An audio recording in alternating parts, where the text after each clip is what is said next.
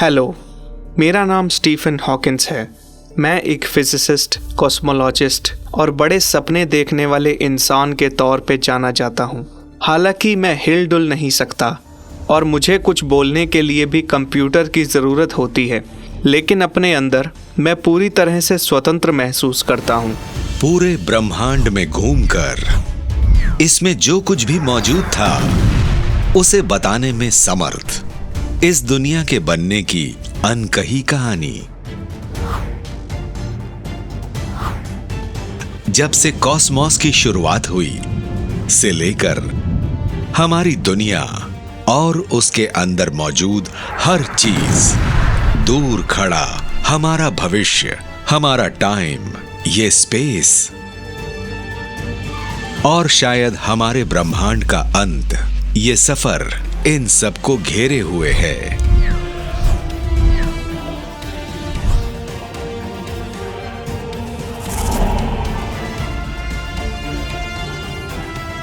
Stephen Hawkins.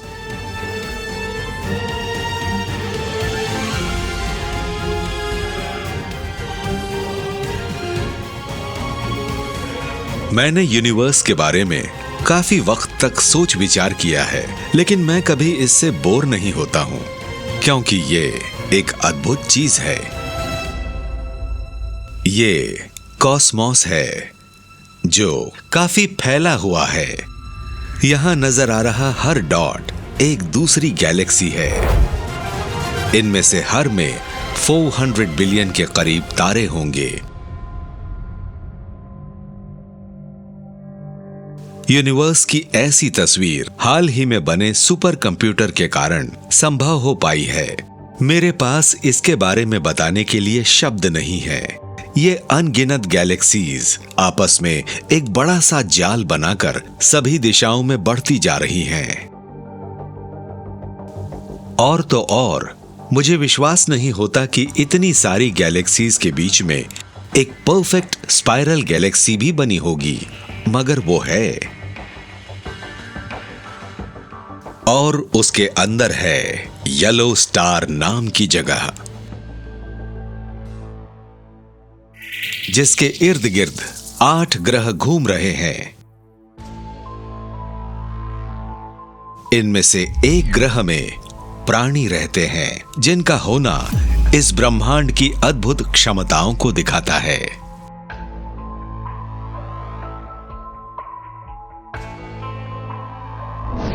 हम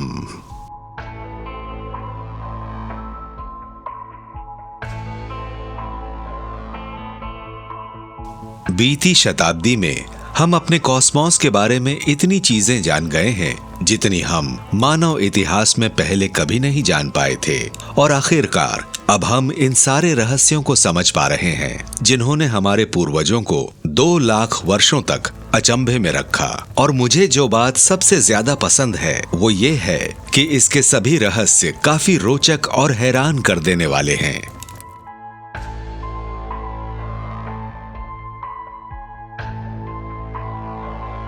हम सभी रात के खत्म होते ही जीना शुरू कर देते हैं। हमारी पृथ्वी और इसमें मौजूद हर चीज तारों के द्वारा बनाई गई होती हैं।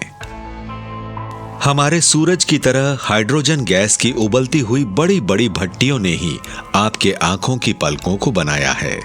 हम जान चुके हैं कि यूनिवर्स हमारी सोच से भी काफी पुराना है, लगभग 14 बिलियन साल पुराना। और ये लगभग इससे 2 गुने वक्त तक अपना अस्तित्व बनाकर रखेगा। लेकिन निस्संदेह इन सब में सबसे रोचक बात यह है कि ये पूरा का पूरा विशाल ब्रह्मांड, ये अनगिनत गैलेक्सीज, यहां तक कि टाइम, स्पेस और खुद प्रकृति जैसी महाशक्ति भी कभी एक शून्य से शुरू हुई है।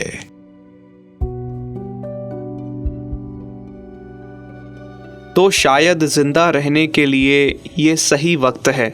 हम शायद बंदरों की ही एक एडवांस प्रजाति हैं जो इस छोटे से ग्रह पर रह रहे हैं, लेकिन सिर्फ हम इस पूरे ब्रह्मांड को समझ पा रहे हैं और शायद यही हमें खास बनाता है।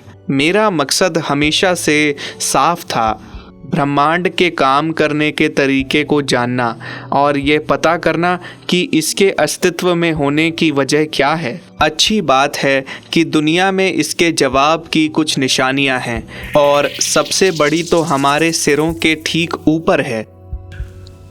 रात में आकाश के एक छोटे से हिस्से को ही क्यों न लीजिए, भले ही वो पिन की नोक जितना ही क्यों ना हो, उसमें आप ये देखेंगे गैलेक्सीज के इस बड़े से जाल का एक छोटा सा हिस्सा, शायद ये उसके करोड़वें हिस्से से भी कम है जिसे हम अपने छोटे से ग्रह से देख सकते हैं। लेकिन इस छोटे हिस्से में भी वो निशानियां हैं जिससे हम अपने भूत, वर्तमान और भविष्य से जुड़ी बातों को समझ सकते हैं। पृथ्वी से देखने पर ये सारी गैलेक्सीज हल्की लाल नजर आती हैं। ये बिल्कुल कांच जैसी दिखती है। यही लाल रंग हमें यूनिवर्स के बनने का प्रमाण देता है और इसे प्रूव करने के लिए मुझे एक सीधी सड़क और एक शोर मचाती हुई कार की जरूरत पड़ेगी।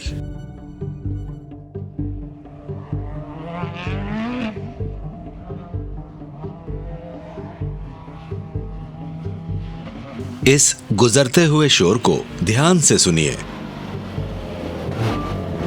जब कार पास आती है तो उसके इंजन की आवाज बढ़ती है। जब वो दूर जाती है तो वो कम हो जाती है। इस घटना को डॉपलर शिफ्ट कहते हैं और ऐसी ही घटना लाइट के साथ भी होती है। अगर हमारी आंखें और सेंसिटिव होती तो हम देख पाते कि जब कार हमारे पास पहुंचती है तो उसका रंग नीला हो जाता है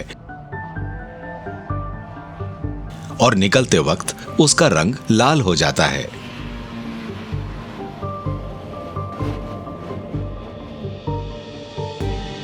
ये सेम रूल स्पेस में भी अप्लाई होता है।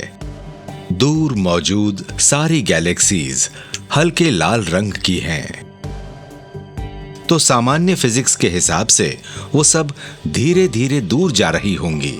मतलब सारा यूनिवर्स धीरे धीरे एक्सपैंड हो रहा है सारी दिशाओं में, और ये बड़ा और बड़ा होते जा रहा है। जैसे गुब्बारे के अंदर हवा भरी जाती है तो वो फूलता जाता है। मैं जानता हूँ ये सुनने में अजीब जरूर लगेगा, मगर कॉस्मोलॉजिस्ट के तौर पर ये एक लॉटरी जीतने जैसा है, क्योंकि यूनिवर्स की उत्पत्ति का कारण और तरीका समझने के लिए हमें सिर्फ वक्त रोकना होगा और समय की घड़ी को उल्टा चलाना होगा। काफी रिवाइंड करने पर हर चीज पास आ जाती है, काफी ज्यादा पास। सभी गैलेक्सीज या सभी एस्टेरॉइड जैसी चीजें एक पॉइंट पर आकर समा जाती हैं, जिसे हम 13.7 बिलियन साल पहले से चालू हुई इस यूनिवर्स की शुरुआत कह सकते हैं।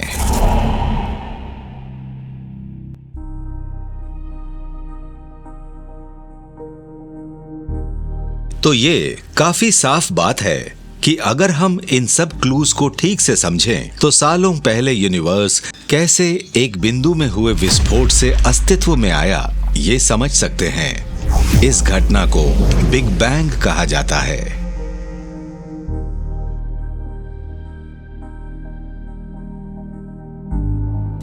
लेकिन इस आग और शोर के बीच उलझने से पहले हमें एक पल के लिए ठहरना चाहिए। अपनी शुरुआत में बिग बैंग बिल्कुल अंधेरे में हुआ था, क्योंकि तब लाइट का कोई अस्तित्व नहीं था। उसे देखने के लिए हमें विशेष कॉस्मिक नाइट विजन की जरूरत पड़ती। लेकिन बाहर से मिला यह दृश्य भी असंभव सा लगता है और सुनने में शायद अजीब लगे, मगर तब स्पेस जैसी कोई चीज थी भी नहीं। मतलब तब बाहर जैसा कुछ नहीं था, जो था सब अंदरूनी था।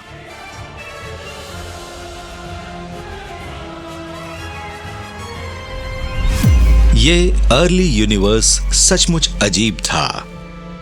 और इसके बारे में मैं और खुशी से जानना चाहूंगा, मगर इसमें स्पेस और टाइम जैसे कॉन्सेप्ट लागू नहीं होते। यह महज एक छोटा, अत्यंत गर्म, बहुत ज्यादा ऊर्जा और धुएं से भरा हुआ गोला था, और फिर एक दिन उसमें अचानक विस्फोट हो गया।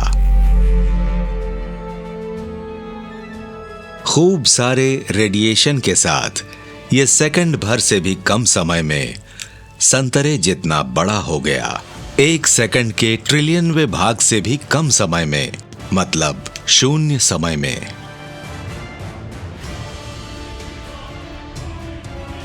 और इस तरह अचानक ब्रह्मांड अस्तित्व में आया, बड़ा और फैलता हुआ। ये हर बीतते पल के साथ ठंडा होता जा रहा था।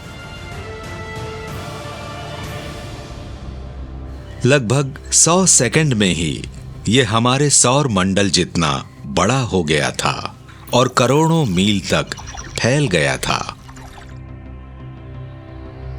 जब ये हो रहा था, ठीक इसी समय कॉस्मोस की एनर्जी ठंडी होकर मैटर बनाने लगी, जिससे अनगिनत सब एटॉमिक पार्टिकल बनने लगे। ये ब्रह्मांड में बनी पहली चीज थी। इसमें आधे पार्टिकल मैटर से और आधे मैटर के विपरीत गुणों वाले एंटी मैटर जैसी चीज से बने हुए थे। ये जब दोनों एक दूसरे से टकराते तो एनर्जी का विस्फोट होता और ये खत्म हो जाते।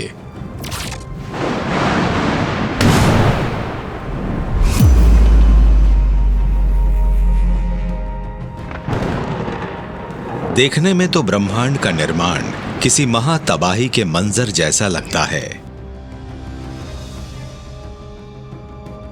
और सौभाग्य से मैटर की क्वांटिटी एंटी मैटर से थोड़ी ज्यादा थी, इसीलिए लाखों में से एक मैटर पार्टिकल हमेशा बच जाता था।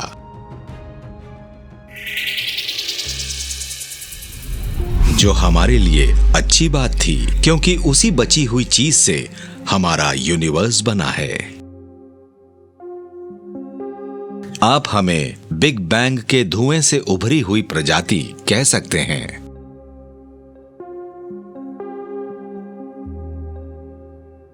जब कॉस्मोस एक्सपेंशन के 10 मिनट पूरे हुए, तब तक वो दूरी में हजारों लाइट ईयर्स में फैल चुका था।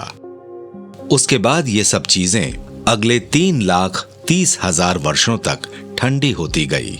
फिर आखिरकार धुआं हटा और ब्रह्मांड दिखाई देने लगा।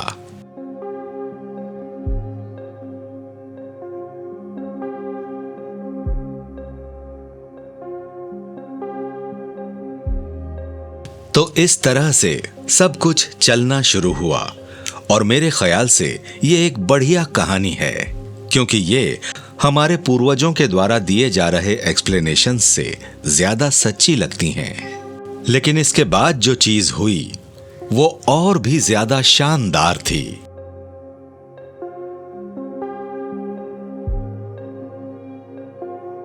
ये यूनिवर्स का तेज तर्रार वर्जन है। इसमें आप 14 बिलियन सालों में हुए एक्सपेंशन को 1 मिनट में देख पा रहे हैं।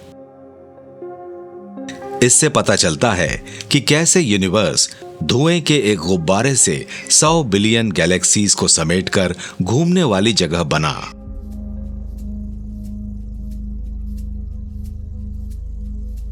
और मुझे यह बताकर और खुशी हो रही है कि यह सब एटम बाय एटम जुड़कर हुआ है। इसे सबसे बड़े लेवल पर हुई सेलेस्टियल इंजीनियरिंग कह सकते हैं।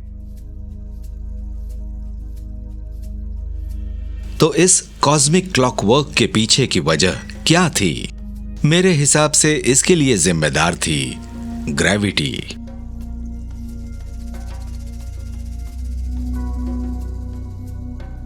ग्रेविटी का आइडिया सर आइजैक न्यूटन ने दिया था। वो 17वीं शताब्दी में इसी कैम्ब्रिज यूनिवर्सिटी में पढ़ते थे।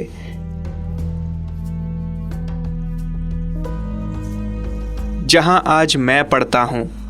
शायद उन्हें ये विचार उनके सिर पर गिरे सेब के कारण आया था। उस सेब के गिरने से उन्हें समझ आया कि शायद सारी चीज़ें एक दूसरे को आकर्षित करती हैं और चीज़ों का वज़न जितना ज़्यादा होगा, आकर्षण भी उतना ज़्यादा होगा। ये सेब धरती की तरफ अट्रैक्ट होते हैं, लेकिन अगर आप गौर करें तो धरती भी इन सेबों की तरफ आकर्षित होती है। यह घटना ग्रेविटी की शक्ति के कारण होती है। ग्रेविटी बिग बैंग के वक्त क्रिएट हुई और तब से चल रही है।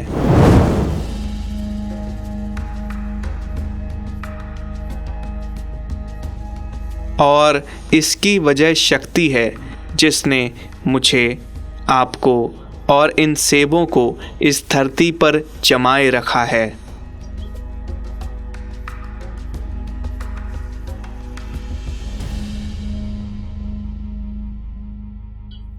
अर्ली यूनिवर्स में ग्रेविटी काफी इंपॉर्टेंट रोल में थी।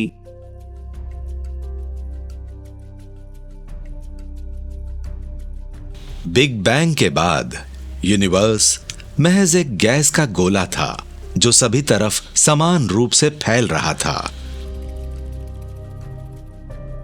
लेकिन अगले 200 मिलियन सालों तक ग्रेविटी ने इस गैस को वापस अंदर खींचा और एक ऐसा स्ट्रक्चर बनाया जिससे बाकी चीजें बन पाए।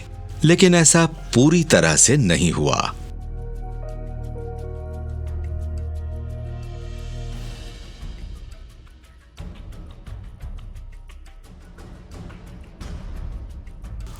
और अगर एक और कॉस्मिक स्ट्रोक न आया होता तो आज न शायद हम होते, न आप, न ये तारे, न ग्रह और न ही कुछ और होता। और हमें ये सब पता है क्योंकि 1982 में कुछ वैज्ञानिकों, जिनमें से एक मैं भी था, हमने 3 हफ्तों तक इसकी पड़ताल की थी। हालांकि कैलकुलेशंस काफी कठिन थे, मगर हमने जो निष्कर्ष निकाले थे उन्हें समझना आसान था। सबसे पहले मुझे इस जमीन की तरह एक समतल जगह चाहिए थी। ये मेरे कॉलेज का डाइनिंग रूम है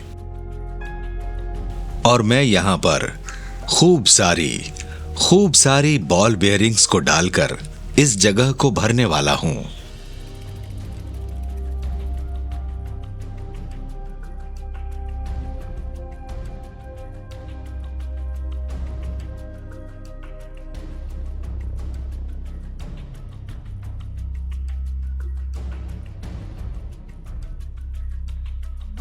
ये बॉल्स यूनिवर्स के मैटर को दर्शाती हैं, एक पतली गैस जो बड़े से कॉस्मॉस में फैली हुई थी।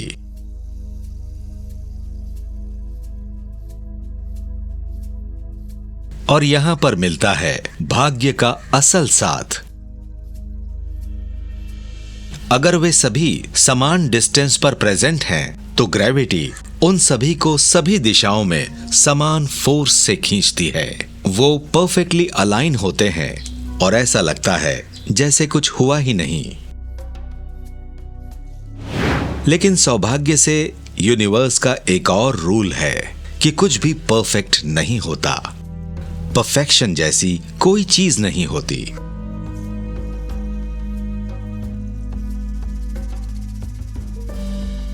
अर्ली यूनिवर्स में कुछ असमानताएं थीं जो यहां महज 5 बॉल्स को हटाकर बनाई जा सकती हैं।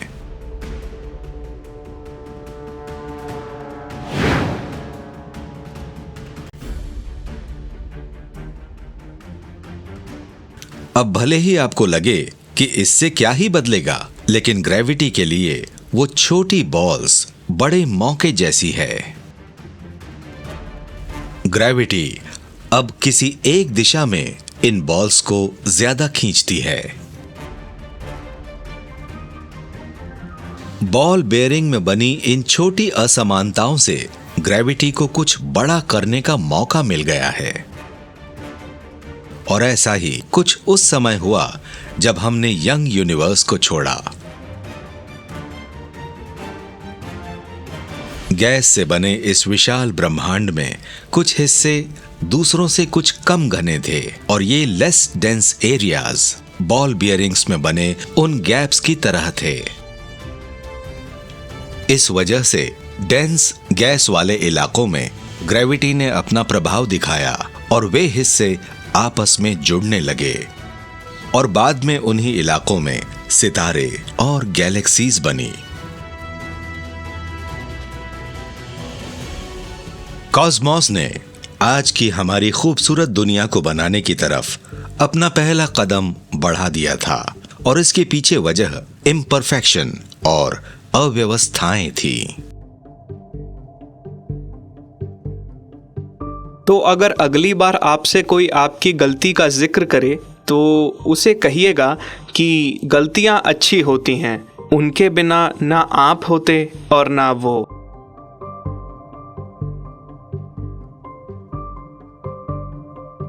$13.5 बिलियन ईयर्स पहले ब्रह्मांड गर्म हाइड्रोजन से बना एक गोला था जिसके अंदर ग्रेविटी लगातार फेर बदल करके उसे छोटे लेकिन कठोर बादल जैसा बना रही थी।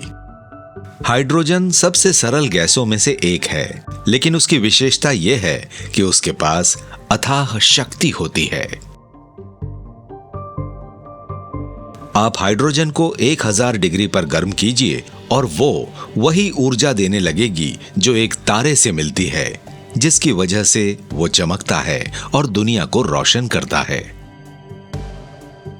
ये कैसे काम करता है जानने के लिए आइए पृथ्वी पर एक तारा बनाने की कल्पना करते हैं। इसके लिए हमें ढेर सारी हाइड्रोजन गैस लगेगी, शायद एक फुटबॉल स्टेडियम जितनी परफेक्ट रहेगी।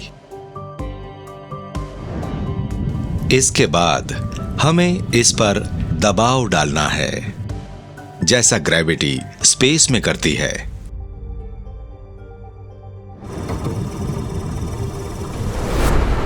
जैसे जैसे हाइड्रोजन कंप्रेस होना शुरू होती है, उसके एटम्स एक दूसरे से टकराना शुरू कर देते हैं और तापमान बढ़ना शुरू हो जाता है। और जब ये एक फुटबॉल जितनी सिकुड़ जाती है, तब उसका तापमान 10 मिलियन डिग्री के बराबर हो जाता है। इस प्रोसेस को न्यूक्लियर फ्यूजन कहते हैं। हाइड्रोजन के एटम्स एक दूसरे से मिलना शुरू कर देते हैं, जिससे एक नया हैवी मटेरियल बनता है, हीलियम। यहां हो रही इन लगातार टक्करों से कुछ मैटर एनर्जी में कन्वर्ट हो जाता है।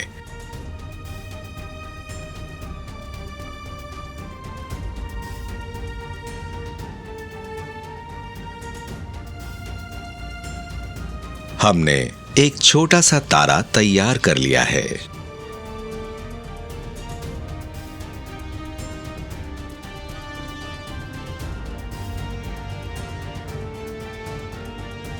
अगर ये सही एक्सपेरिमेंट होता तो आप बिल्कुल भी इसके करीब नहीं जा पाते।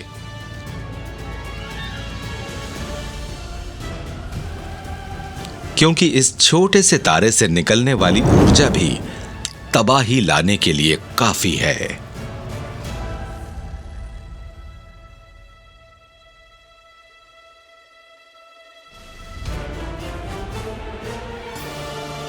और पुराने वक्त के अर्ली यूनिवर्स में यही घटना पहली बार शुरू हुई थी, लेकिन काफी बड़े लेवल पर। ग्रेविटी ने हाइड्रोजन गैस क्लाउड को मिलियन वर्षों तक कंप्रेस किया, जिसने उन गोले के केंद्र के टेम्परेचर को न्यूक्लियर फ्यूजन होने के लिए उपयुक्त बनाया।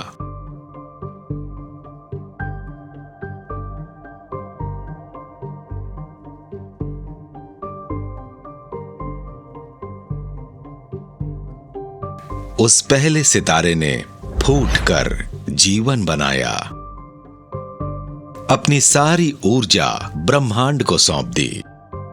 ये सब प्रकृति के नियमों और बिग बैंग के बाद बचे मटेरियल्स के मेल से हुआ। उस गोले का साइज हमारे सूरज से 1000 गुना ज्यादा था और वो गहरी नीली रोशनी के साथ सालों जलता रहा, जिसके कारण आसपास का माहौल भी प्रभावित होने लगा।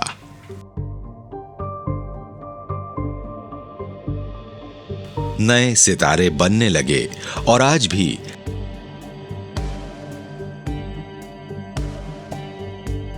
हमारे सूरज में यही प्रोसेस चल रही है, जिसकी वजह से हमें हमारे जिंदा रहने के लिए ऊर्जा मिलती है। लेकिन इसके बाद भी यहां से हम जहां आज हैं तक का सफर आसान नहीं था।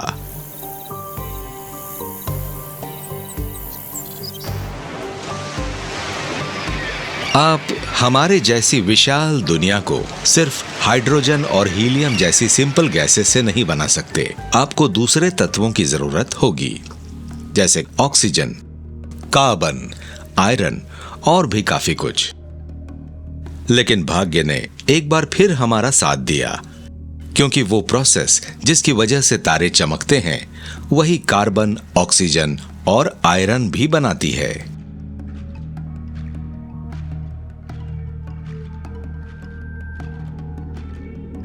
तो ये तारे बाय एक्सीडेंट ही सही, लेकिन बड़ी बड़ी फैक्ट्रीज हैं।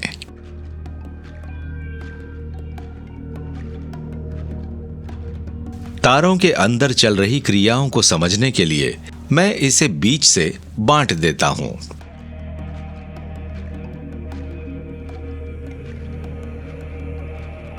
यहां बिल्कुल उस फुटबॉल स्टार की तरह हाइड्रोजन एटम्स जुड़कर हीलियम बना रहे हैं, जिससे काफी सारी ऊर्जा भी बन रही है।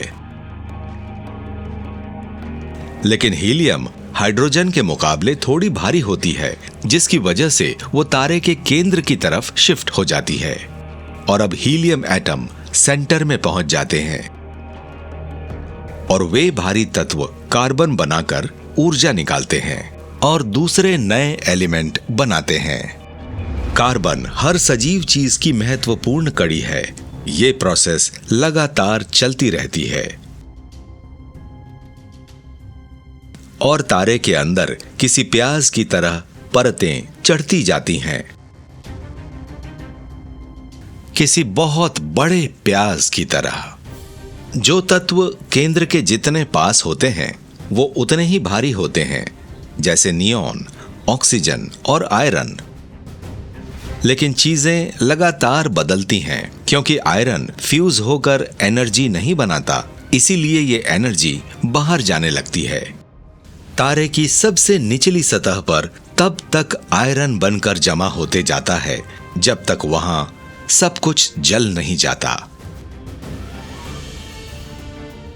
और फिर अब ग्रेविटी फिर इस सितारे पर अंदर की तरफ दबाव बनाती है, जिससे इसके कोर का तापमान लगातार बढ़ते जाता है।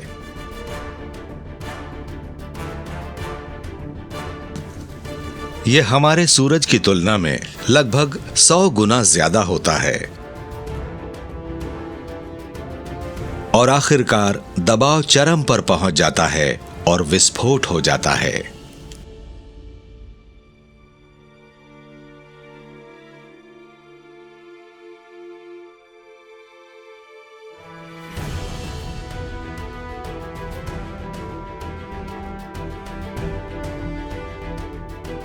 ये एक सुपरनोवा है, जिसे एक सितारे का अंत लेकिन दूसरे की शुरुआत कह सकते हैं। इन कुछ माइक्रोसेकंड्स में एक जबरदस्त शॉक वेव विस्फोट के साथ बाहर आती है और सितारे के अंदर का लोहा और भी हैवी एलिमेंट में तब्दील हो जाता है। तो इस तरह गोल्ड, सिल्वर और प्लैटिनम जैसे हैवी एलिमेंट्स किसी सितारे के केंद्र में विस्फोट होने से बनते हैं।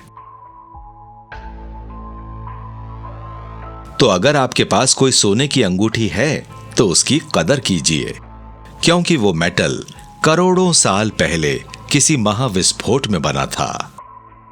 यह वही महाविस्फोट था जिसने हमारे आसपास के सभी एलिमेंट्स बनाए।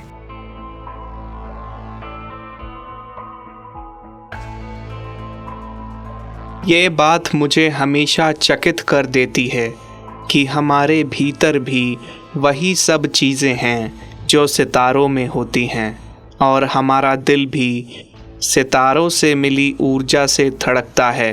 लेकिन हमारे कॉस्मोस में सितारों की तरह और भी जादुई चीज़ें हैं।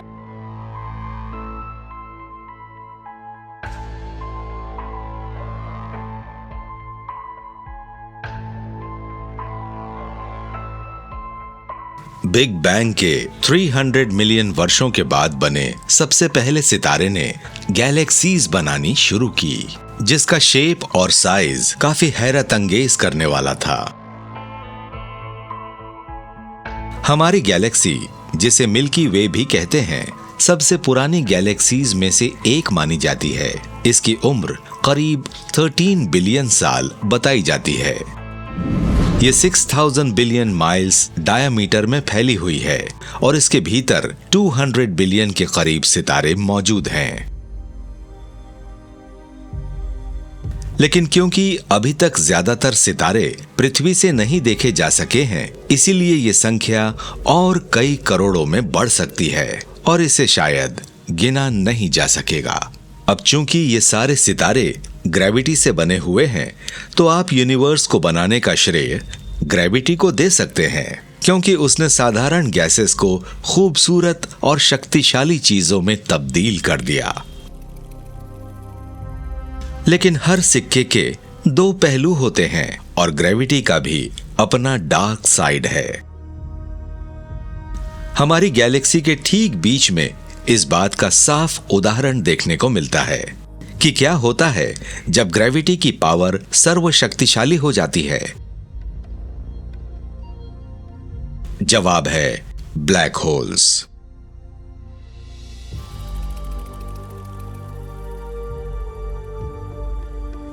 जब मैं 20-21 साल का था तब मैंने ब्लैक होल्स के बारे में बेसिक कैलकुलेशंस किए थे, मगर तब मुझे मेरे विचारों को समझने वाले लोग नहीं मिले, और आज सब जगहों पर इन्हीं विषयों को पढ़ाया जा रहा है। दुनिया भर के फिजिसिस्ट्स मानते हैं कि ब्लैक होल अपने आप में तो काफी रहस्यमय हैं ही, मगर उनका होना यूनिवर्स के बनने में भी काफी महत्वपूर्ण भूमिका निभाता है। और ये हमें ब्रह्मांड के संभावित अंत की तस्वीरें भी दिखाता है।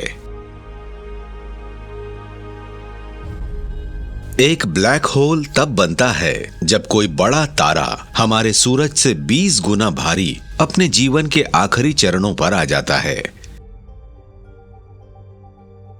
तब वो सूरज की तरह नहीं दिखता, वो अस्थिर हो जाता है, क्योंकि ये उसका आखिरी कुछ वक्त होता है। तब वो काफी विध्वंसक हो जाता है और आखिरकार जब उसका फ्यूल खत्म हो जाता है तो वो सिकुड़ने लगता है और लगातार घना और गर्म होता जाता है। और इस तरह के बड़े और गर्म तारे की ताकत का मुकाबला शायद ब्रह्मांड की कोई दूसरी चीज नहीं कर सकती है। इसका कोर इतना शक्तिशाली हो जाता है कि ये आसपास की सारी चीजों को अपने भीतर खींचने लगता है। इसकी ग्रेविटी आपे से बाहर हो जाती है। लगभग 15 सेकंड के आसपास समय में यह ताकत कई मिलियन किलोमीटर की परिधि को 12 किलोमीटर की परिधि तक ले आती है।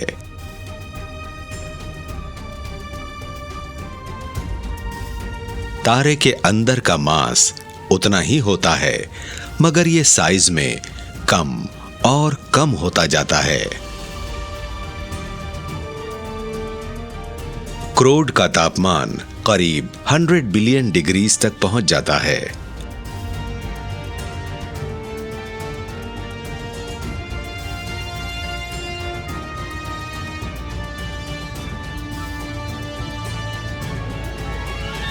इसकी बाहरी लेयर सुपरनोवा के वक्त पर फूटती है, लेकिन इसके भीतर की ग्रेविटी लगातार इसे और घना बनाती है।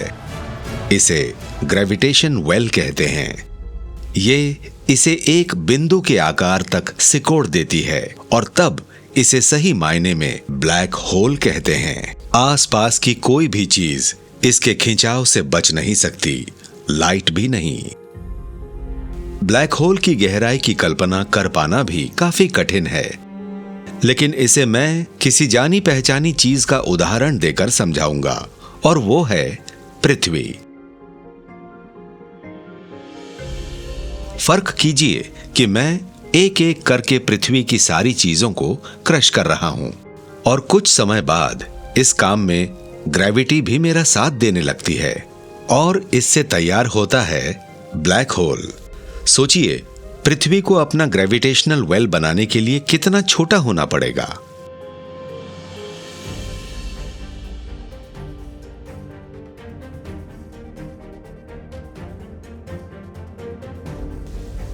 मुझे इसको लगभग 8000 माइल्स डायमीटर से एक मूंगफली जितनी छोटी करना पड़ेगा।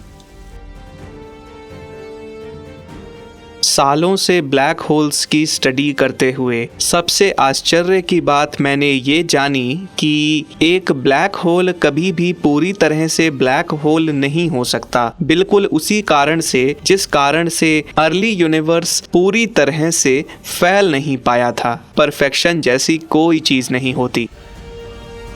ब्लैक होल्स से जरूरी रेडिएशन निकलती है। वे जितने छोटे होते हैं उतनी ज्यादा और खतरनाक रेडिएशन निकालते हैं, और ऐसा ब्लैक होल जो शायद मूंगफली जितना हो पर एवरेस्ट जितना भारी है, वो चमकने की क्षमता रखता है।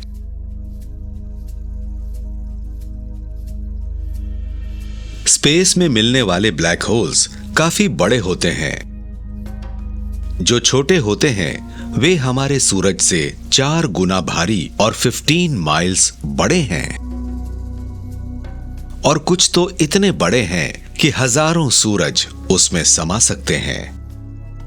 और इसके बाद सबसे बड़े यानी सुपर मैसिव ब्लैक होल्स आते हैं,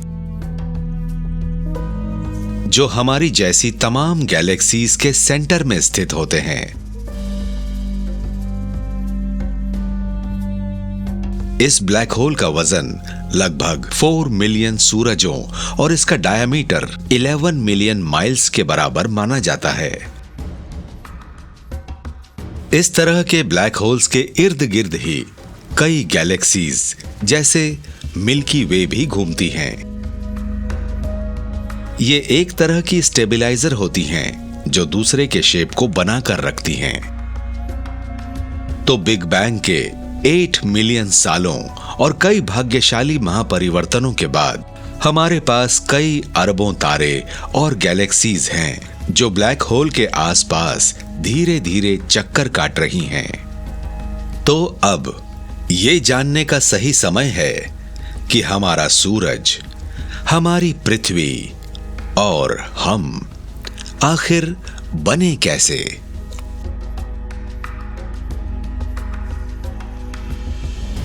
हमारा सोलर सिस्टम, हमारी गैलेक्सी मिल्की वे के सेंटर से 26,000 लाइट ईयर्स दूर है,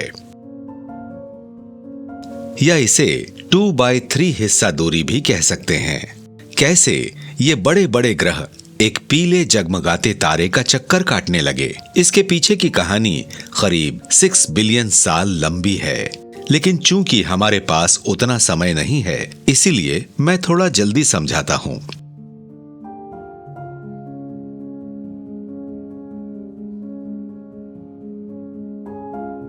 इसकी शुरुआत एक धमाके से होती है। बहुत पहले के सितारे में एक महाविस्फोट हुआ, जिसकी वजह से उसके टुकड़े पूरे स्पेस में फैल गए, और अपने अंतिम चरणों में उसने काफी हैवी मेटल्स भी बनाए। हम ये सब इसलिए जान पाए क्योंकि उसकी डस्ट आज भी हम स्पेस में महसूस कर सकते हैं। इसे नेब्यूला कहते हैं, जो कि काफी खूबसूरत होते हैं। हर नेब्यूला अलग होता है, और हमारे केस में इसके क्लाउड्स में नाइट्रोजन, ऑक्सीजन, आयरन, सिलिका और हमारे जैसी दुनिया बनाने वाली हर उपयोगी चीज मौजूद है। इन कणों को खींचकर ग्रेविटी ने एकजुट किया, और इस तरह से प्लैनेट बनने की कहानी की शुरुआत हुई।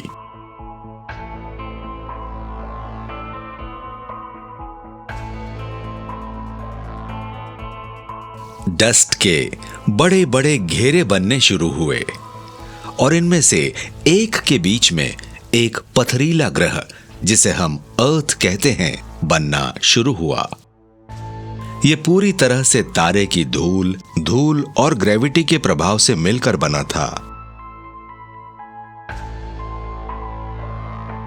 100 मिलियन वर्ष बीतने तक यह धूल की एक बड़ी सी बॉल बन गई थी, जिसमें कई मिलियन टन के आकाशीय पिंड मौजूद थे। ये वो जगह है जहां से पृथ्वी, आपकी और मेरे बनने की शुरुआत हुई थी।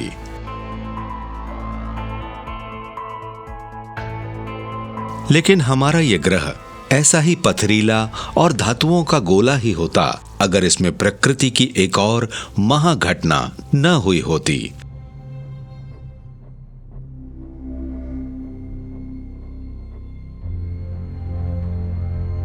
$93 मिलियन दूर नेब्यूला के बीचों बीच मौजूद हाइड्रोजन गैस का टेम्परेचर और प्रेशर इतना बढ़ गया था कि एटम्स आपस में जुड़ने लगे, जिससे एक नया सितारा, हमारा सूरज बना।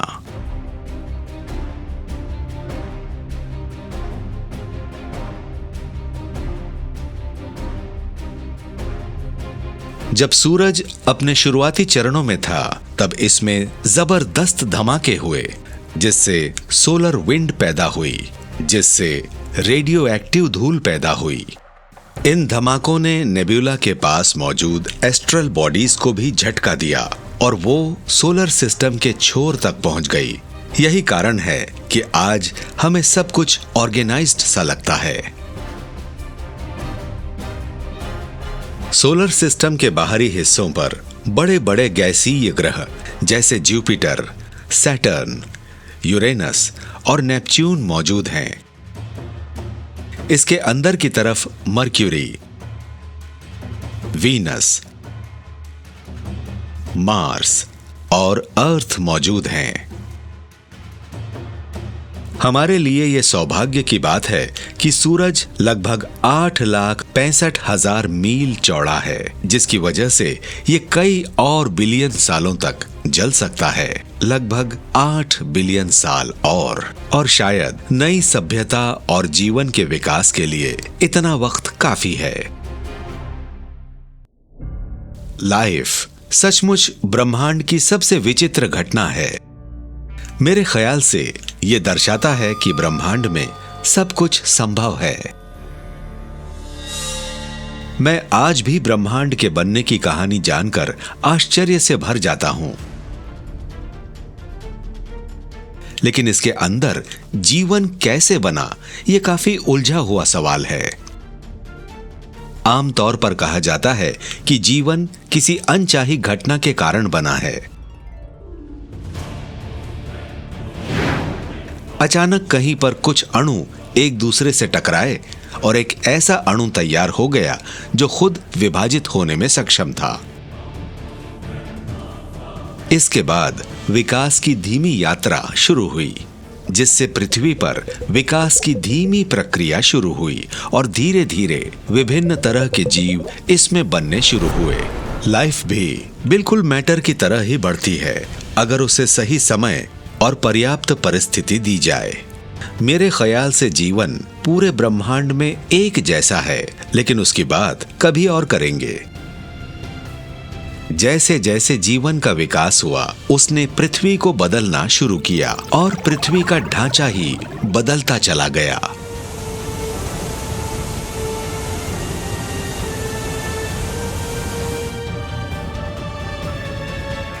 लगभग 4.5 बिलियन सालों बाद मानव जाति का इसमें उद्भव हुआ।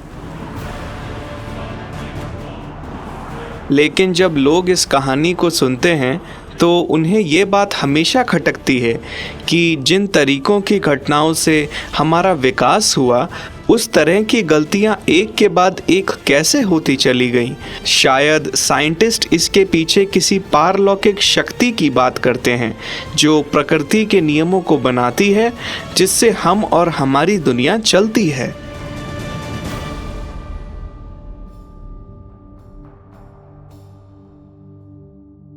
और इन्हीं सब बातों के कारण जीवन का पृथ्वी पर होना महज एक इत्तेफाक नहीं लगता। सोचिए, पृथ्वी सूरज से ठीक उतनी दूरी पर है जितने पर यहां पानी बन सकता है। सूरज का साइज भी उतना ही है कि वो अगले 8 बिलियन साल और जल सकता है। इतने समय में हम आज से लाखों गुना प्रगति कर लेंगे।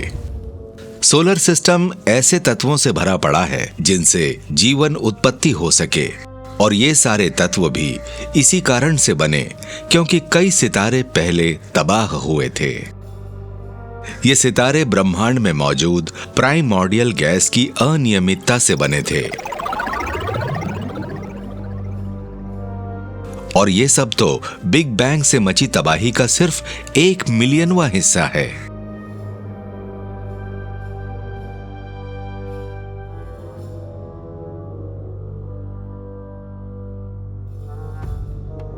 तो क्या कोई सृष्टिकर्ता सच में है जिसने ये घटनाएं ऐसे प्लान की? मेरे ख्याल से ऐसा जरूरी नहीं है। ऐसा सोचिए कि अगर दूसरे यूनिवर्स भी हैं जो शायद हमारी तरह नहीं हैं, वो शायद किसी और बिग बैंग से बने हों जिन पर फिजिक्स के दूसरे लॉज और कंडीशंस बनती हों। किसी में तो शायद ग्रेविटी और जीवन भी ना हो, किसी में हाइड्रोजन एटम्स फ्यूज ना हो, तो तारे भी ना बने। तो फिर जीवन ना होना और ऐसे तमाम कारणों की वजह से पहले कई ब्रह्मांड और उनमें जीवन बनते और बिगड़ते रहे हो सकते हैं। तो शायद हमें खुद को इतने परफेक्ट यूनिवर्स में पाकर सरप्राइज नहीं होना चाहिए जिसमें इतने सारे ग्रह परफेक्टली सूरज के चक्कर काट रहे हैं, क्योंकि ऐसी ही परफेक्ट जगहों पर ही जीवन पनप सकता है।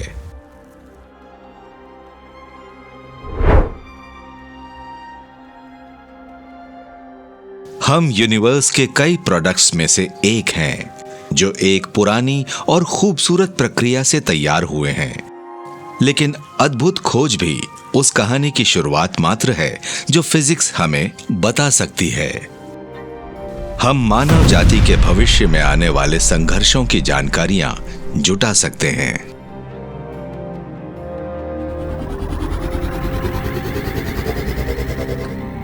और शायद हम इस ब्रह्मांड के भविष्य का भी पता लगा सकते हैं।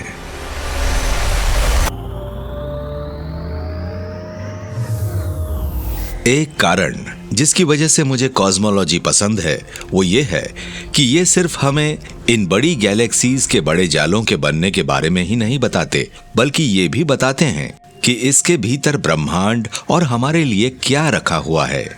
मेरे ख्याल से ये हमारा सौभाग्य है कि हम उन मानवों में शामिल होंगे जो न सिर्फ अपने आगे के बिलियन सालों की बल्कि शायद समय के अंत की भी कल्पना कर सकेंगे। मैं सिर्फ कॉस्मोस के भविष्य को नहीं बल्कि हमारी मानव जाति के द्वारा झेली जा सकने वाली चुनौतियों को भी देखता हूँ, क्योंकि आखिर में हम सभी इस विशाल यूनिवर्स की बूंद बराबर संरचनाएं हैं। मुझे पता है कि हमारी जन्मदाता पृथ्वी हमेशा यूं ही हरी भरी नहीं रहेगी।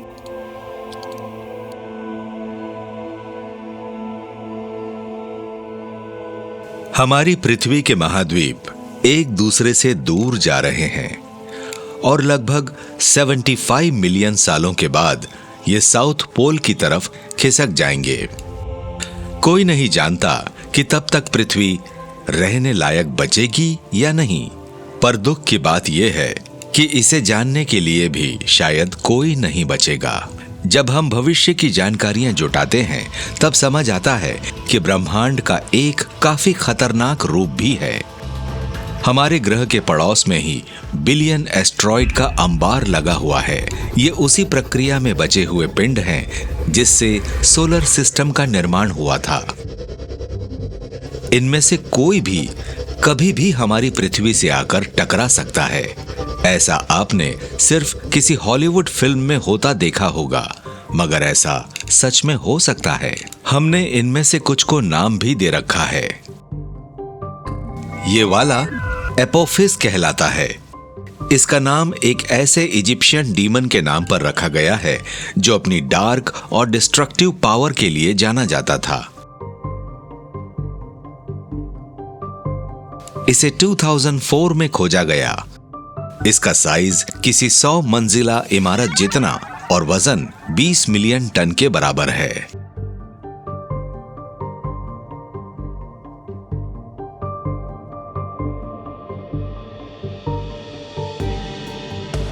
स्पेस में 28,000 माइल्स पर आवर की रफ्तार, जो एक बुलेट से 10 गुना ज्यादा है, इस गति से बढ़ते हुए ये एस्टेरॉयड दुनिया के सभी न्यूक्लियर वेपन से ज्यादा शक्ति रखता है और हमें इसकी दिशा की अस्पष्ट जानकारी ही है।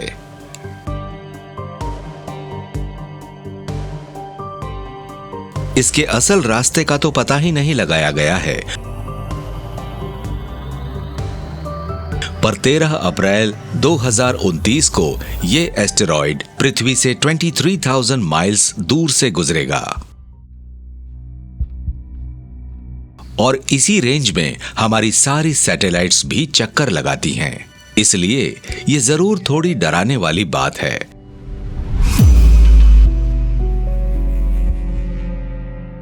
सौभाग्य से इस बात की संभावना कम ही है कि यह पिंड पृथ्वी से टकराएगा, लेकिन हमारे लिए समस्या यह है कि स्पेस में और भी बड़ी चट्टानें घूमती रहती हैं।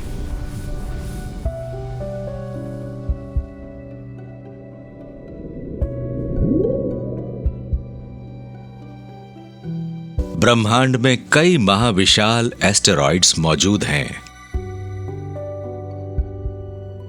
कुछ तो 10 मील लंबे हैं। ये लगभग मैनहट्टन शहर के बराबर हैं और इस तरह हर 100 मिलियन सालों में एस्टेरॉयड पृथ्वी से टकराते हैं।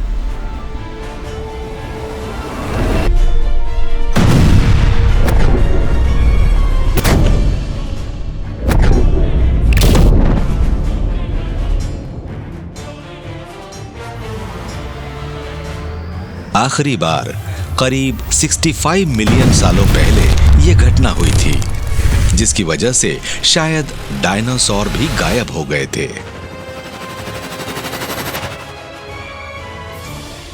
हमें नहीं पता कि अगली बार यह टक्कर कब होगी। वो एस्टेरॉयड बड़ा हुआ तो पृथ्वी हमेशा के लिए बंजर हो जाएगी और वही पृथ्वी पर जीवन की 5 बिलियन साल लंबी कहानी का अंत होगा। भले ही हमने उसे प्राकृतिक तबाही से पार कर लिया, तो भी हम खुद को आसानी से तबाह कर सकते हैं।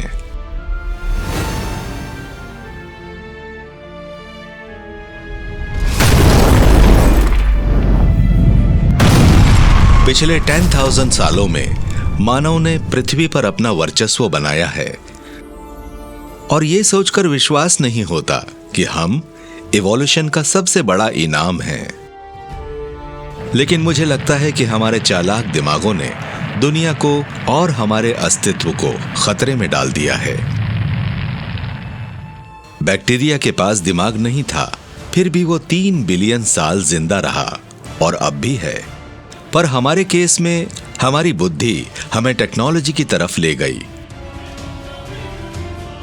मगर यही टेक्नोलॉजी कई तरीकों से हमारा सर्वनाश कर सकती है। इसमें सबसे बड़ा खतरा है न्यूक्लियर वेपन्स का।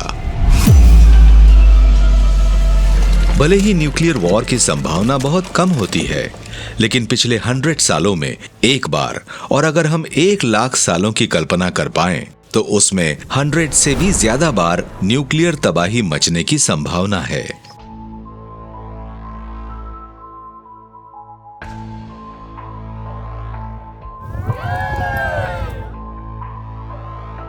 मैं युद्ध न होने की बातों को अविश्वास से देखता हूं, क्योंकि अगर हम हथियार बना सकते हैं तो इसे इस्तेमाल करने में भी हमें संकोच न होगा। जैसे जैसे समय बढ़ रहा है, ब्रह्मांड अपने और नए पत्ते खोल रहा है। ब्रह्मांड में कुछ बेहद शक्तिशाली चीज हैं जो पृथ्वी को चुटकियों में खत्म कर सकते हैं।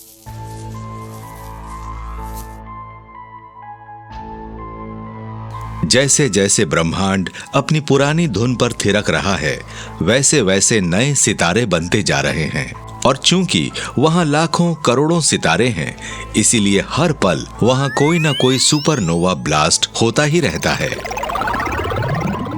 उदाहरण के लिए हमारी गैलेक्सी में हर 50 साल में एक तारा टूटता है, मगर ये ब्रह्मांड के लिए पलक झपकने जितना समय है। इस बात की संभावनाएं हैं कि किसी सुपरनोवा ब्लास्ट से ही कई करोड़ साल बाद पृथ्वी भी तबाह हो जाएगी।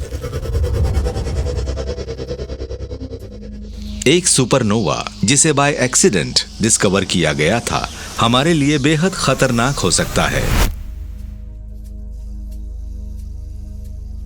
1967 में जब कोल्ड वॉर का दौर था, यूएस सैटेलाइट ने गामा रेज के घातक सिग्नल्स को पकड़ा।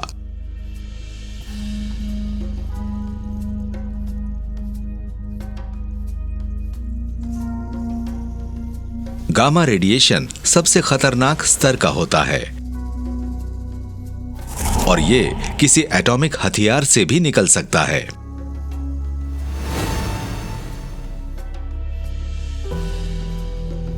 तो क्या उन्होंने जिन गामा रेडिएशन को पकड़ा वो नए शक्तिशाली होते सोवियत रूस में बने बम के सबूत थे?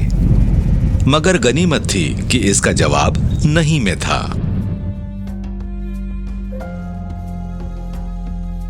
अमेरिकी वैज्ञानिकों को अपनी रिसर्च में ये पता चला कि गामा रेडिएशन का यह तूफान असल में स्पेस से आ रहा था।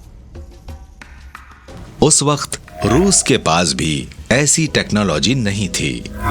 दशकों बाद भी हम पता नहीं लगा सके हैं कि रेडिएशन के तूफान आते कैसे हैं। मगर एक सही समझे जाने वाली थ्योरी यह है कि ये किसी स्पेशल इफेक्ट की तरह सुपरनोवा से आते हैं, जिसे गामा रे बस्टर कहा जाता है।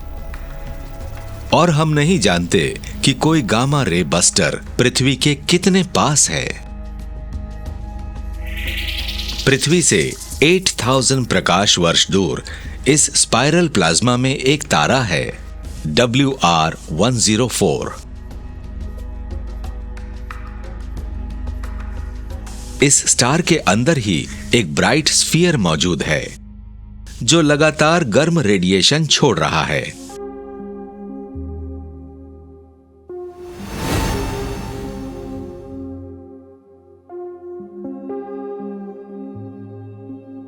हमें आशंका है कि ये वही तारा है जिसका जब अंत होगा तो ये अपने दोनों पोल्स से दो खतरनाक तरह के रेडिएशन छोड़ेगा।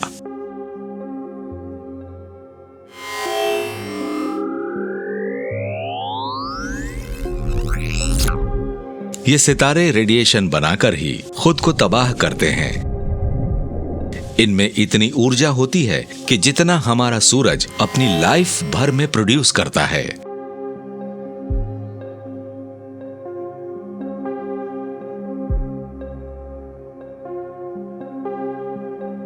ये पूरे ब्रह्मांड की सबसे शक्तिशाली घटना कही जा सकती है।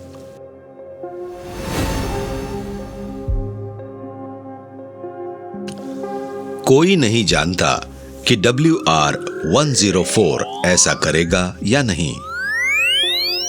इसकी रेडिएशन सीधे पृथ्वी से टकराएगी या नहीं। लेकिन अगर ऐसा हुआ तो हम पर हाई रेडिएशन का सैलाब आ जाएगा और तबाही तय है। इस रेडिएशन से सबसे तेज गर्म हवाएं चलेंगी जो ओजोन को तबाह कर देंगी, जिस वजह से सन रेडिएशन सीधे पृथ्वी पर पहुंचेगा। ये भले ही किसी फिल्म जैसा लगे, लेकिन ये दूसरी बार होगा जब हमारी पृथ्वी पर आकाश कुछ यूं दिखेगा। 450 मिलियन साल पहले यहाँ रहने वाले आधे से ज्यादा जीव यूं ही मारे गए थे। इसके पीछे का कारण ऐसी ही खतरनाक गामा रेडिएशन को माना जाता है जिसने पृथ्वी के एक सिस्टम को नेस्त नाबूद कर दिया था। मैं आपको चिंतित नहीं करना चाहता हूं, मगर मानव जाति के किसी और ग्रह की खोज का यही सही समय है। हमें अपनी प्रजाति को दूसरे ग्रहों तक पहुंचाने में ही समझदारी है और सौभाग्य से वो प्रक्रिया शुरू भी हो गई है।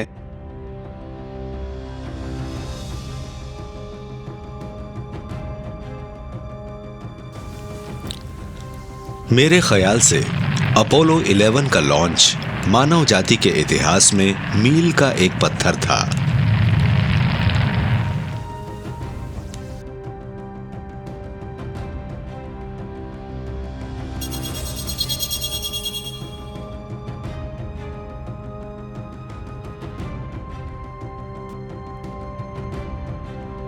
और ये ब्रह्मांड की हमारी यात्रा में एक नया मोड़ था। हमारे रूप में पहली बार जीवन पृथ्वी से ब्रह्मांड तक पहुंचा और किसी दूसरी धरती पर स्थापित हुआ।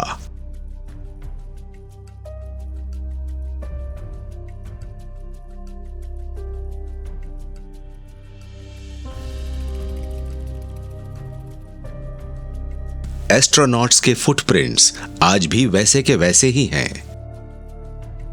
और मेरे विचार से वो इस बात की गवाही देते हैं कि कॉस्मॉस की कहानी का अगला चैप्टर होने वाला है ब्रह्मांड के दूसरे हिस्सों में फैलता जीवन।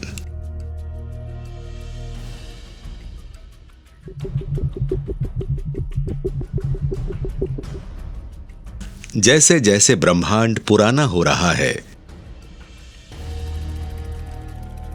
हमें और समझदार होना होगा। मेरे ख्याल से हमें मून से भी आगे जाना पड़ेगा, कम से कम मार्स तक। ये लाल ग्रह हमारे एवोल्यूशन में और शायद कॉस्मॉस की कहानी में भी महत्वपूर्ण भूमिका अदा करेगा। ये शायद मानव जाति की यूनिवर्स यात्रा का दूसरा महत्वपूर्ण पड़ाव होगा।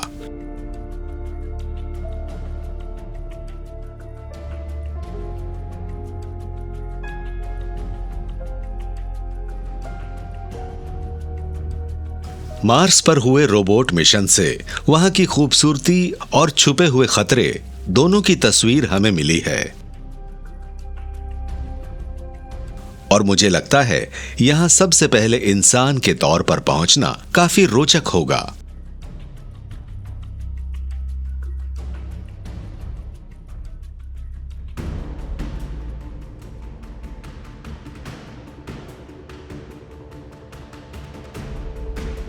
ये पृथ्वी से ज्यादा ठंडा और सूरज से 50 मिलियन मील दूर है, इसलिए ये उतना गर्म नहीं है और यहां काफी जल्दी तापमान बदलता है। अचानक से 80 डिग्री से -200 डिग्री सेल्सियस कुछ मिनट में ही हो जाता है।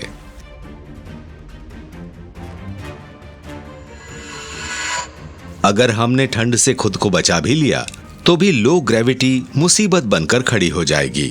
मार्स पृथ्वी की तुलना में आधा है और यहाँ की सिर्फ 38% ग्रेविटी ही वहाँ महसूस होती है, जिसके कारण वहाँ जाने वाले लोगों की हड्डियां और मसल्स कमजोर होकर खत्म होती चली जाएंगी। अगर मार्स पर ठीक ठाक समय बिता लिया तो आप में पृथ्वी पर लौटने के बराबर भी शक्ति नहीं बचेगी। लो ग्रेविटी का मतलब यह भी है कि मार्स अपना एटमॉस्फेयर होल्ड करने में कठिनाई महसूस करता है। वहां पृथ्वी के मुकाबले 100 गुना कम प्रेशर पर हवा मौजूद है।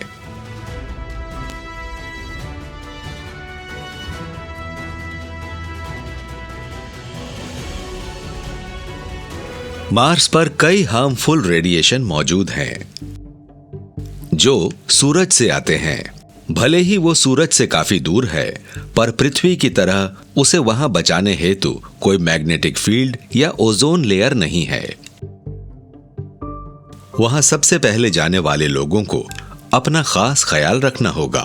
शायद उन्हें अंडरग्राउंड ही रहना पड़े।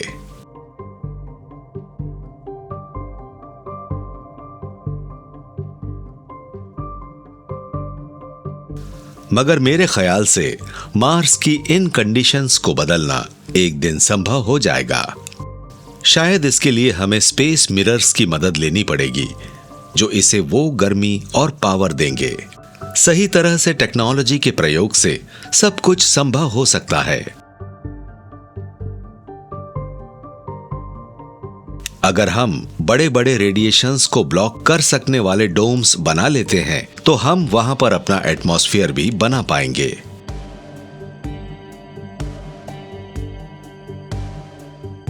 आज से 500 साल बाद, जो वास्तव में काफी कम समय है, मार्स पर अपनी भाषा, करेंसी और खाना पीना होगा। लेकिन आपको कहीं ना कहीं हैमबर्गर खाने को मिल जाएगा।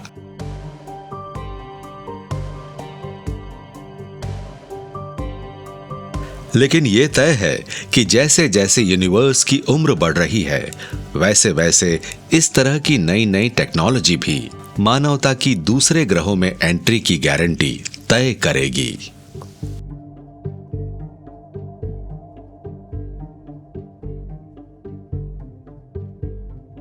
थोड़ा आगे जाएं तो यह साफ है कि हमारा सोलर सिस्टम भी इससे पहले बने सोलर सिस्टम की ही तरह एक दिन खत्म हो जाएगा।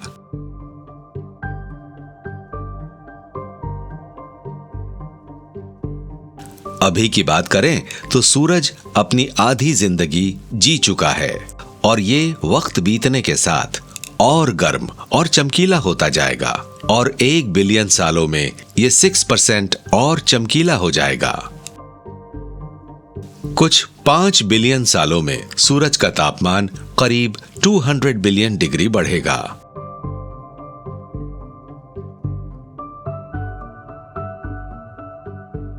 और तब पृथ्वी पत्थरों और पिघले मेटल से बनी हुई एक बंजर ग्रह ही रह जाएगी। इसकी सारी जिंदगियां सालों पहले तबाह हो चुकी होगी। यही हमारे प्लैनेट की किस्मत है। मगर सूरज की कहानी खत्म नहीं होगी। जैसे जैसे सूरज का फ्यूल खत्म होगा, वो एक्सपैंड होकर रेड जायंट में तब्दील होना शुरू हो जाएगा। तब ये हमारे जीवन दाता से हमारा काल दूत बन जाएगा।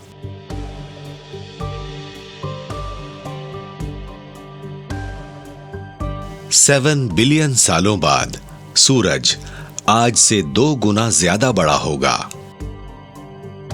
लगभग 200 मिलियन माइल्स चौड़ा। ये इतना बड़ा हो जाएगा कि शुरुआती 2 प्लैनेट्स मर्क्यूरी, वीनस और शायद अर्थ भी खत्म हो जाएगी।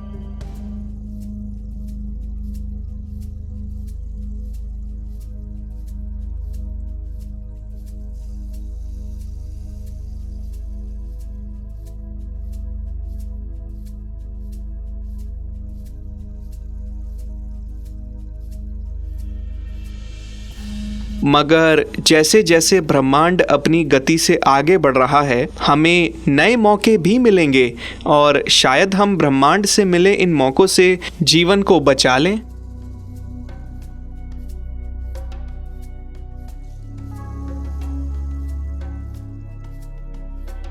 ये है ग्लीसा 581T। ये बिल्कुल पृथ्वी जैसा एक बड़ा पथरीला ग्रह है जो ठीक ठाक दूरी पर मौजूद है। ये और इस तरह के कुछ और ग्रह ही भविष्य में हमारा घर बन सकते हैं। ब्रह्मांड के महाविनाश से पहले हमारा बसाया हुआ शरण स्थल हो सकते हैं। 2007 में खोजा गया यह प्लैनेट पृथ्वी से 7 गुना बड़ा है। यह सूरज के बजाय किसी दूसरे तारे की परिक्रमा करता है, मगर यह ठीक उतनी ही दूरी पर है जितनी पर इसके तल पर पानी मिलना संभव है। लेकिन अगर यह हमारे दूसरे शरण स्थल के तौर पर भी हो जाए, तब भी हमें कुछ बेसिक चुनौतियों से पहले निपटना होगा।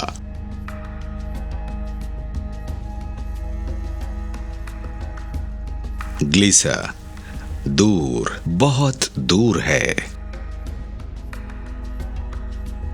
पृथ्वी से 20 लाइट ईयर्स से भी दूर, लगभग 120 ट्रिलियन मील दूर।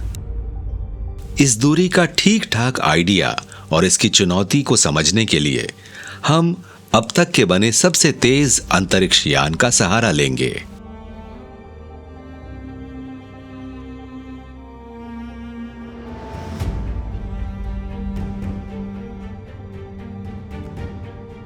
वॉयेजर 1 1977 में लॉन्च किया गया था और आज कई साल बाद भी ये करीब 13 बिलियन मील ट्रैवल कर चुका है। जुपिटर और सैटर्न पर मिशन के तौर पर जा चुका है। ये उन्हीं की ग्रेविटी से अपनी स्पीड को बूस्ट करता है, जिस वजह से इसके नाम कई रिकॉर्ड्स हैं। ये भले तेज ना लगे, पर ये 11 मील प्रति सेकंड की रफ्तार से आगे बढ़ता है। पृथ्वी पर यह रफ्तार कुछ यूं दिखाई देती है।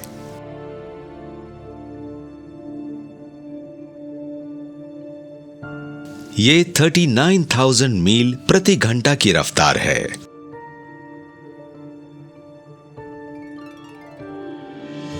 इस स्पीड से हम 1 घंटे में 1.5 बार दुनिया का चक्कर लगा सकते हैं। तो वॉयेजर की रफ्तार से चल रहे किसी स्पेस शिप को हमारी पृथ्वी जैसे दूसरे प्लैनेट ग्लीसा पर पहुंचने में कितना समय लगेगा? इसका जवाब ब्रह्मांड की विशालता को दर्शाता है। 11 मिलियन मील प्रति सेकंड की रफ्तार से चलकर भी ग्लीसा तक पहुंचने की यात्रा 3,50,000 वर्षों से भी ज्यादा की होगी। शायद हमारे पास वक्त बदलते हुए इस ब्रह्मांड में जीवित रहने का और इसके दूसरे चमत्कारों को देख सकने का यही सही मौका है। लेकिन ऐसा करने के लिए हमें एक बड़े लेवल पर टेक्नोलॉजी करनी पड़ेगी और इसके लिए काफी सधी हुई इंजीनियरिंग की जरूरत होगी।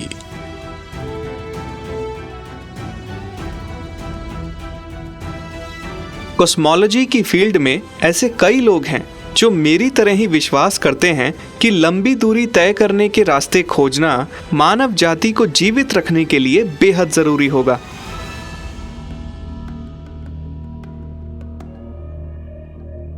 अगर हम दूसरे सोलर सिस्टम में ट्रैवल करने लायक मशीन बना लेते हैं, तब हम कई संभावनाएं सच कर सकेंगे, जैसे मानव जाति का और कई बिलियन साल तक जीवित रहना।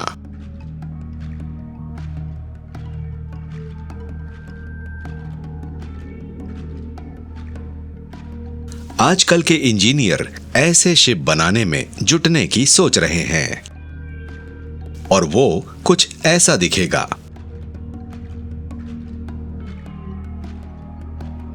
वो शायद एटॉमिक एनर्जी का इस्तेमाल करेंगे या एंटी मैटर का, या उससे भी किसी ताकतवर फ्यूल का जो उन्हें शक्ति देगा। लेकिन मेरे ख्याल से हमारे लिए तकनीकी चीजें समस्याएं नहीं बनेंगी, बल्कि आर्थिक समस्याएं ज्यादा बड़ी होंगी। एक ग्रह से दूसरे ग्रह पर जाने वाली स्पेस शिप बनाने की कॉस्ट बहुत ज्यादा होती है और इसे बनाने वाले समाज को शायद उसका इतना फायदा नहीं पहुंचेगा, क्योंकि वो इसे दोबारा नहीं देख पाएंगे।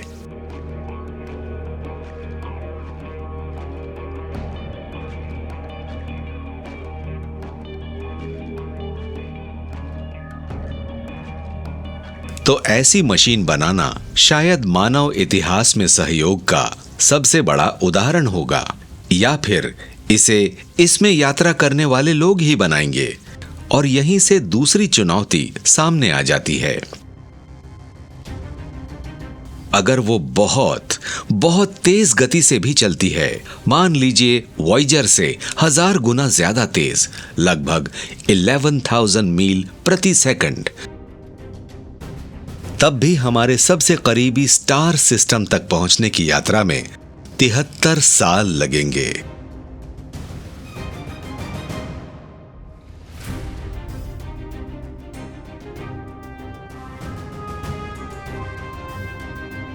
इतनी लंबी यात्रा का मतलब है कि कम से कम एक मानव पीढ़ी को अपनी पूरी जिंदगी स्पेस में बितानी पड़ेगी और हम उनके काम को ठीक से देख समझ भी नहीं पाएंगे।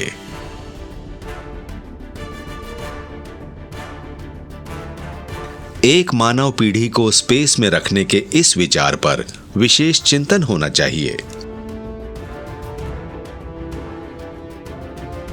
और अगर हम मानवों के जीवन काल को बढ़ा दिया जाए तो ऐसी कोशिशें की जा सकती हैं जिससे हम स्पेस में लंबी यात्राएं कर पाएं और शायद आखिर में हम यही करने की ही कोशिश करेंगे।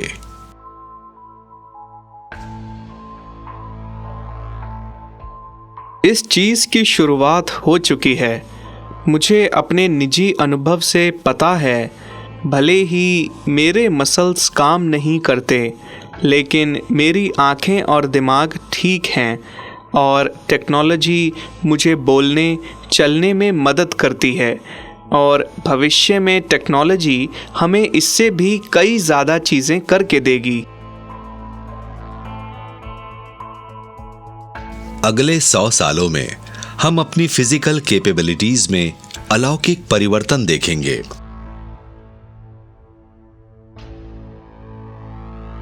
जेनेटिक इंजीनियरिंग हमें लंबे जीवन काल और इंटेलिजेंस देगी। अगर हम अपनी स्किन को मॉडिफाई कर लेंगे तो रेडिएशन से भी बच जाएंगे, जहरीली गैसों को सहन कर लेंगे, इन्फेक्शन से हमें कोई खतरा न होगा। हम शायद सिंथेटिक डीएनए का इस्तेमाल कर ऐसे आर्टिफिशियल ऑर्गन बना लें जो स्पेस में हमारे लिए उपयोगी हों।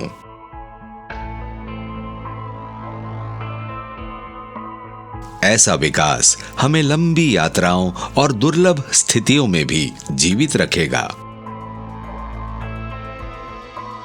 मैं अपने बाद आने वाली पीढ़ी को हमारी गैलेक्सी को छोड़कर आगे के दूसरे तारों तक पहुंचने की कल्पना कर सकता हूं।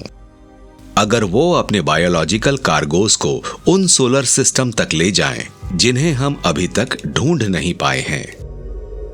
इस तरह के शिप को डिजाइन किया जा सकता है जो अलग होकर फैल जाएंगे और ये सभी चमत्कार हमसे ही शुरू होंगे।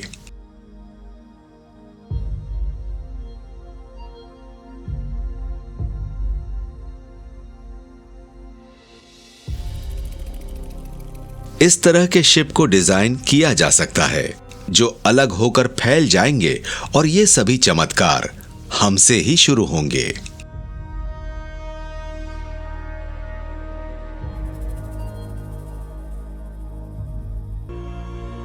जब हम इंटरस्टेलर स्पेसेस में यात्राएं कर रहे होंगे, हमें मालूम है कि हम प्रकृति के सबसे गहरे राजों को भी समझ जाएंगे। मुझे आशा है कि ब्रह्मांड का अंत कैसे होगा जैसे रहस्यमयी सवाल का जवाब खोजकर इस प्रश्न को सुलझा पाएंगे कि ब्रह्मांड आखिर बना ही क्यों था।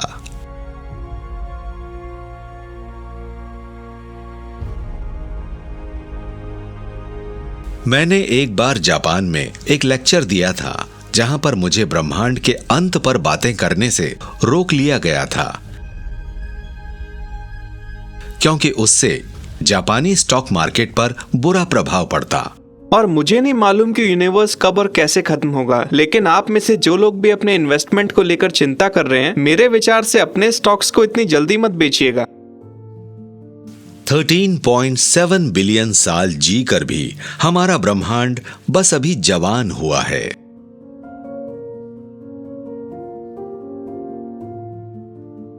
और इसके अंत की कोई तारीख जो वैज्ञानिक सोच पाते हैं वो आज से 30 बिलियन साल बाद की है। अभी बहुत कुछ होना बाकी है।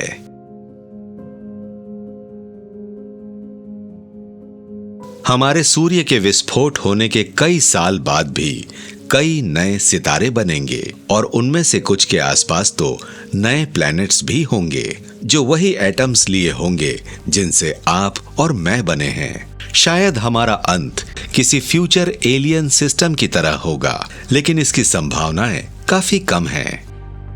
लेकिन यह बिल्कुल सही है कि हम सभी इस ब्रह्मांड पर मेहमान मात्र हैं जिन्होंने एटम्स को संजोया है। वो एटम्स इस विशाल ब्रह्मांड के किसी हिस्से में हमारे जाने के बाद भी हमेशा रहेंगे और ग्रेविटी लगातार अपना महान काम करते रहेगी। वो और भी नई गैलेक्सीज को इस तरह बनाएगी जैसे उसने हमारी गैलेक्सी को बनाया था। सुपर कंप्यूटर की हेल्प से हम ये पता लगा सकेंगे कि ग्रेविटी कैसे एक गैलेक्सी को दूसरी से जोड़ती है, जिससे बड़ी बड़ी टक्करें होती जाती हैं।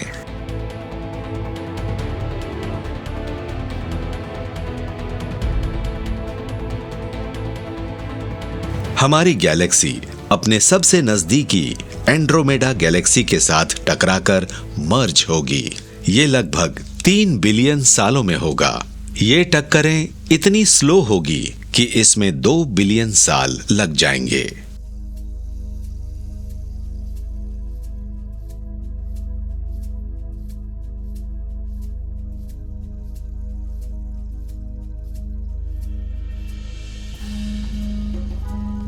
और यही प्रक्रिया पूरे कॉस्मॉस में हो रही है।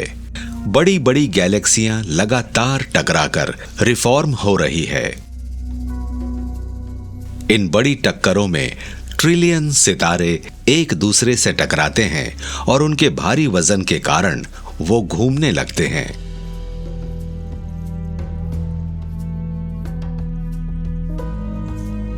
ग्रेविटी बिग बैंग के बाद से ही ब्रह्मांड की हर घटना यूं ही चल रही है। अगर हम वक्त की परवाह ना करें तो ब्रह्मांड कुछ ऐसा दिखाई देगा।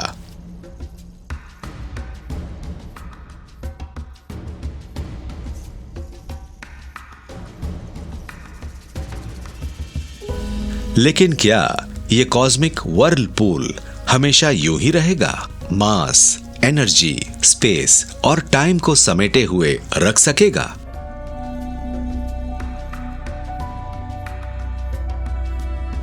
यह प्रश्न सोचने में भी कितना जटिल लगता है।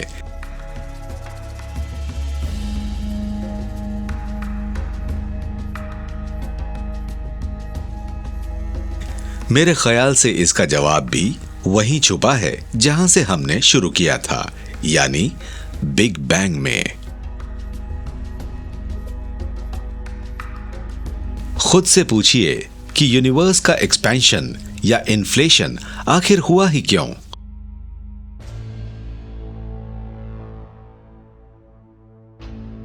जब हमें इसका जवाब मिल जाएगा और हम बिग बैंग को समझ लेंगे तो इस ब्रह्मांड के भविष्य को भी समझ लेंगे।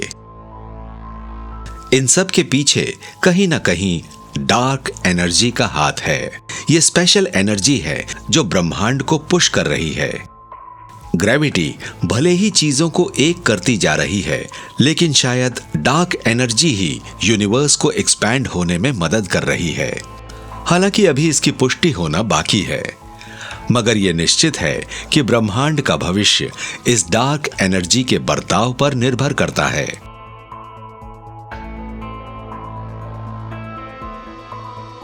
अगर डार्क एनर्जी कम हो गई तो ग्रेविटी भारी हो जाएगी और लगभग 20 बिलियन सालों में यूनिवर्स अपने शुरुआती स्टेज में पहुंच जाएगा, बिल्कुल पहले जैसा हो जाएगा और यह बिग बैंग का अजीब सा रिवर्सल होगा।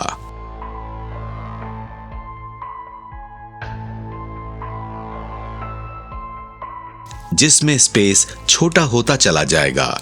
इस थियरी को बिग क्रंच कहा जाता है। और अगर यह सच हुई तो आज से 30 बिलियन साल बाद यूनिवर्स का सारा मैटर एक छोटे ब्लैक होल में समा जाएगा।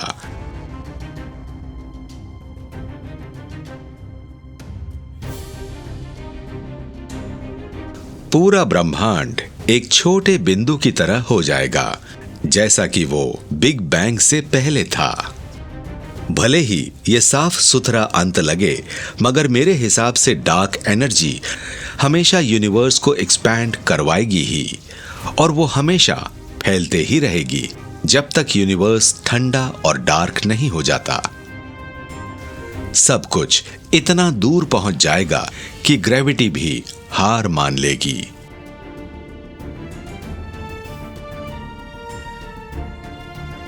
मुझे लगता है कि आगे ठंड जबरदस्त तरीके से बढ़ने वाली है, क्योंकि सारा यूनिवर्स सिकुड़ने वाला है। इसका जवाब हमेशा से पता लगाना था और है, लेकिन जब हम इस कॉस्मिक गुत्थी को सुलझा लेंगे, तब हम सिर्फ अपने ब्रह्मांड के ही नहीं, बल्कि हमारे अगल बगल के सारे यूनिवर्स के मास्टर बन जाएंगे। तो क्या हमारा जीवन और उसका अंत ऐसा ही होगा, या हमें यूनिवर्स के अंत से पहले नए रास्तों का पता लगाना होगा? शायद हमें यूनिवर्स क्यों एग्जिस्ट करता है, इसका जवाब हमेशा से पता लगाना था और है, लेकिन जब हम इस कॉस्मिक गुत्थी को सुलझाने लगें, तब हम सिर्फ अपने ब्रह्मांड के ही नहीं, बल्कि हमारे अगल बगल के सारे यूनिवर्स के मास्टर बन जाएंगे।